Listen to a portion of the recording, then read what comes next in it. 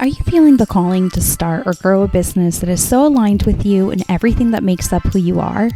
Do you know that there has to be a way to do this without so much hustle and without chasing the latest shiny object, but you're just not sure how?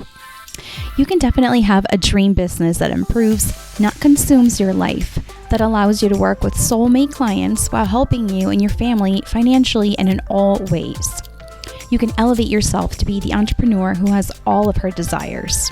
I'm going to show you how on the Elevated Femmes movement. Hi, welcome back to part 3 of my podcasting series, getting you all ready, all set, all confident so that you can launch an amazing podcast that helps you grow your business. So in this episode, I'm going to be talking some more about how to maximize your podcast, how to get the best and how to get the most out of your podcast, because you're going to be spending time on this, right? You're going to be spending time on it, whether it's each week or a couple times a week if you decide to batch record. But what I want this to be for you, I don't want it to be something else on your to-do list that you're like, oh, I have to do this. I want it to be something that like is exciting for you, something that doesn't give you a lot more work. And if it does, I want it to be worthwhile. So what I want is for you to keep in mind that this can be a long game. So having a podcast is a long-term strategy. So I don't want you to expect overnight results. And I don't want you to be frustrated or disappointed if after month 1, month 2, month 3, month 5 even, you're not really seeing a lot from it. However, I also want to give you some things to think about and make sure that you're doing so that you are not missing anything. And the first thing I want to say is that marketing your show is a must. You must market. And you simply can't post on social media and say, here's my new episode, link below, right? No one cares. Not to be, super upfront about it, but people are busy and they're just not going to be clicking on random links, especially if they don't have no idea what it's about. So you want to give them a reason why they should listen to your episode. So whether it's like what I do for my own podcast, I keep it super simple. I just share the same wording that I have in my show notes. That's what I share. So I'm essentially repurposing my show notes. You can do the same thing, or you can tell them, 3 things that they can expect to learn in the episode, 3 takeaways that they might have, right? So you want to tell them why they need to listen. Another thing I want you to keep in mind is that your podcast can really be your anchor piece. It can be that main long form content that you put out every week that you extract mini content from. So what I don't want you guys to do is to say, okay, well, I have to create content for Instagram and for my Facebook group and for LinkedIn, and then I need to come up with other stuff to talk about on the podcast. You don't need to do that. The thing is that I think we have this mentality where we think people are going to get bored. People are going to get bored or they're going to get annoyed that they're seeing stuff from us all over the place. And in reality, the algorithm and all those different platforms is just most likely not going to be showing them everything to begin with, right? And even if it is, if somebody gets annoyed, if somebody, is like, oh my God, why is this person posting all this stuff? That's not your ideal client anyway, right? So we can just forget about that. And if someone is seeing your content over and over again, that's actually great. You want that because it takes people several touch points before they take action. I'm forgetting exactly what the what that statistic is, but it used to be like 7 to 11 times they need to see your content before they take action. I think it's actually a lot more now, but just think about that. Like they need to see your content again and again before they click on the thing, before they listen, before they sign up for a call. Like, it just takes that much more time because people are so bombarded by so many different things on social media, and it's just hard, like they have like monkey brain because there's just so much trying to get their attention. Okay, so another thing to think about is that you're going to be spending time, and I said this before, you're going to be spending time planning and creating your episodes. So how do you make the best of it? How do you get the most out of it? So I want you guys to maximize the use of your time, and repurposing is key. So by repurposing, what I mean is, yes, I want you to have show notes that, give people a little bit of like a summary or a little bit of a tease as to what they're going to expect in that episode. Also, this is where you want to share your guest information if you have guests. But also, this is something that you can share, that you can reuse on social media. Like I said, you can share it on, wherever you're sharing wherever you're promoting your episodes. So whether it's Facebook or Instagram, you can change it up a little bit. You can also pull out lessons or like mic drop moments, or just like great quotes from a guest or from you that you can share on Instagram with like a pretty graphic. You can even do like a carousel.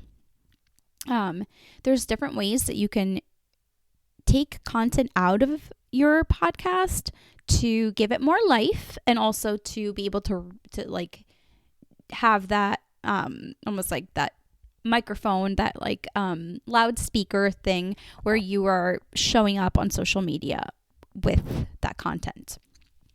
And from there, you can do stories, you can do reels, you can do TikTok if you're on TikTok.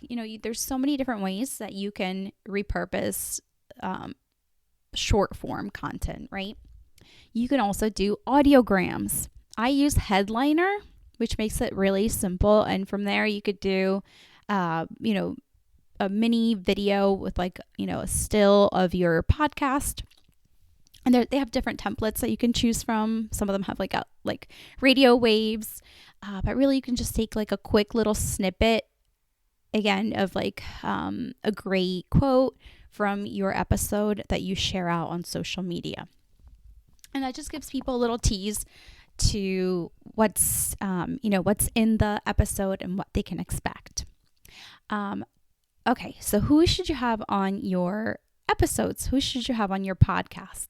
And this can be, I want to make it kind of simple for you because we can go down a rabbit hole here, but I want you to think about like, who are people in your industry that you look up to, that you want to interview? And then also like, who are maybe potential clients that you can have conversations with? And you're not going to be pitching them like in your episode or even after you stop recording, but you're building, like, it gives you a great reason, like a great sort of like excuse to build a relationship with them in a very genuine way. And another thing is, what happens if you need to take time off? People ask me this. So one thing that you can do is you can do seasons. So instead of just doing, episodes, starting from 1 or, 0 if you do a trailer. So from 1 or 0 all the way to, episode, whatever, 300, 400, however many episodes you end up doing, you can break it up into seasons. So maybe after a certain number of episodes, you take a little break. Maybe you take a month off. That could be great. Like if you want to take like the summer off and, just hang out with your kids, with your family. That's a great idea. You don't have to do that. You could also maybe bring guests to run your podcast for you. Like you could ask maybe clients to do this for you, and they can do the interviews for you, or they can, they can record something and then you share it on your podcast, and you can just record like quick little intros to let people know like, hey, so and so is my client and they're going to be talking about XYZ today. So these are just some ideas for you as to how you can still put out content, or you can, take a break if you need to, when you need to take time off. And the thing is, you don't just want to kind of disappear because you don't want to lose any momentum that you've worked really hard to create, right? Okay, and last but not least, I want you to track your metrics. And downloads and reviews are very typical things that people measure. And they're great because you want to see how you're growing. You want to see how you're doing from month to month, even from, week to week. You want to see what people are saying. What are people saying? What are they enjoying? But what I don't want this to turn into is just like vanity metrics. And I don't want you to be like, oh my gosh, I have less than 1,000 downloads. I'm doing everything wrong. No, that's not necessary, because you can have a very small and engaged podcast that brings you clients. So you know what? It doesn't matter if you have, 50 downloads every month, because if you're getting clients, hey, that's great. So I want you to make sure that you're asking people where they're finding you, because what if you're not asking them? What if people are finding you on your podcast, but you think they're finding you on Instagram, or they're finding you in your Facebook group, but they actually first heard about you on your podcast? So make sure that you have a way of tracking that, whether it's using, Bitly links so that you can see when they're signing up for your free masterclasses and things like that, or directly asking them on an application form. Make sure that you track that, because you can be frustrated, like I said, if downloads are low. But hey, what if you're getting several sales calls every month from your podcast, but you're just not really asking people? So I hope that these tips are helpful for you to get you ready, to get you excited to start your own podcast. In the next episode, I'm going to be talking some more about other things to think about to make the best of your podcast, to have a successful and growing show that grows not just your listenership, but also your bottom line. So stay tuned for the last part. Thank you for listening to the Elevated Femmes movement. I would love to hear your thoughts on the podcast, so please leave us a review. If you know someone who could benefit from the episodes on the show, please share it with them. We need more women elevating to their highest potential, enjoying all the great things in life, having plenty of time freedom for their children and loved ones, while growing a business that improves, not consumes, their life, and doing things in a smarter, not harder way. To connect with me and download my free resources, please go to www.juliamhickman.com.